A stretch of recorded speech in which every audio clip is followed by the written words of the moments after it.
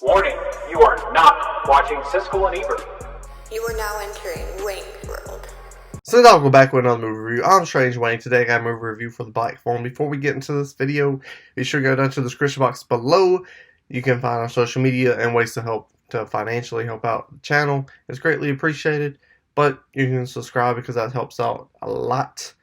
But let's get down to brass tacks. I gave the Black Phone 9.7 out of 10 Wangs. Why? Because I had so much investment while watching this movie. Strange Wang was literally sweating. Oh, I'm sweating like a fucking sneeze stuck in a thick bitch. You feel me? I'm fucking...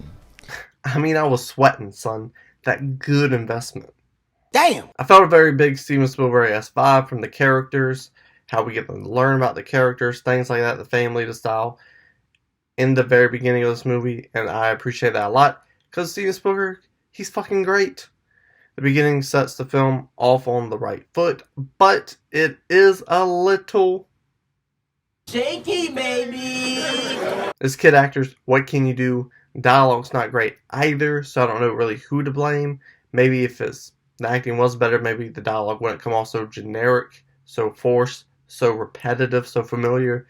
But again, what can you do? Because after Finn gets got, this film skyrockets into great territory because we have these emotions, we have this investment for Finn and his escape, and that investment is heavy because you know what this film does? It gives me time with Finn, it gives me time to learn about his relationships, his likes and dislikes in very subtle ways, and because of that, I know this character. I don't care about his situation. I care about that, but I also care about who he is as a person, his thoughts, his feelings, and emotions.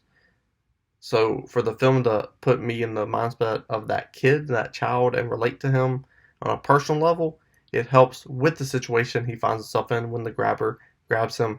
And the grabber is, of course, played by Ethan Hawke. Screen time is very minimal, and that is great because it doesn't overexpose his character. It makes you ask questions about his character. It makes you interested in the villain. And Ethan Hawke is incredible. He's acting on 10. This might be his best performance of all time. Really? The third act is phenomenal as well. Because you got the dead kids. They're adding investment without having to see the violence of a grown man killing children. Just seeing them, what they're saying, is investment enough. Because your mind does it for you. And your mind can come up with some sick shit, which makes the villain even more sinister. And you also have Finn, who's doubting himself. And that is relatable. We are humans. People doubt themselves. You see that honey dip across the club. I ain't handsome enough to go talk to a honey dip like that. Everyone has that doubt. It is understandable. It's relatable. And it adds motivation to this character, to the story. And his sister, highlight of this movie, seeing her and having her little storyline and the way she acts, that also builds investment because I've seen the relationship. I want them to have each other. They need each other.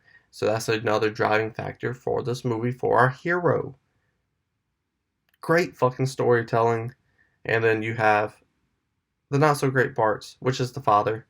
Alcoholic father. Guess what? I've seen movies before. This is cliched at this point. Does it fit the story? Yes, but it's still cliched. And you have the grabber's brother, and he's in the film as long as my coke nail is long. You get shot. Boom. Long coke nail. He also does coke. He's a cokehead. That dude's in a different fucking movie. Does it make sense why he's in the movie? Does it add tension that he doesn't know his brother's the grabber? And does it make those situations more complicated? Yes. But you wrote this dude for a totally different movie. He was acting for a different movie. It just threw the vibe off every time this guy was on screen. And it was distracting, like this giant-ass coke nail.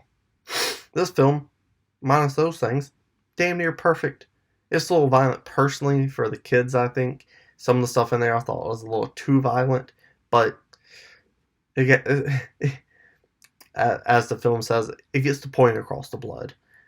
And because the film's so good, the questions I have about the grabber that don't get answered, I don't give a fuck. Honestly.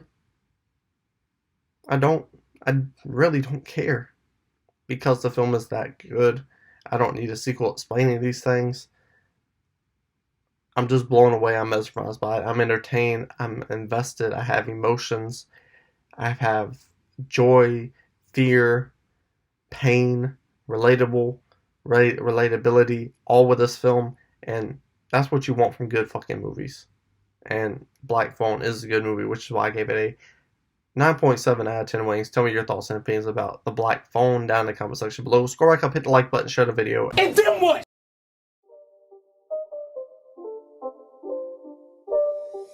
It's not a game, it's a rich thing.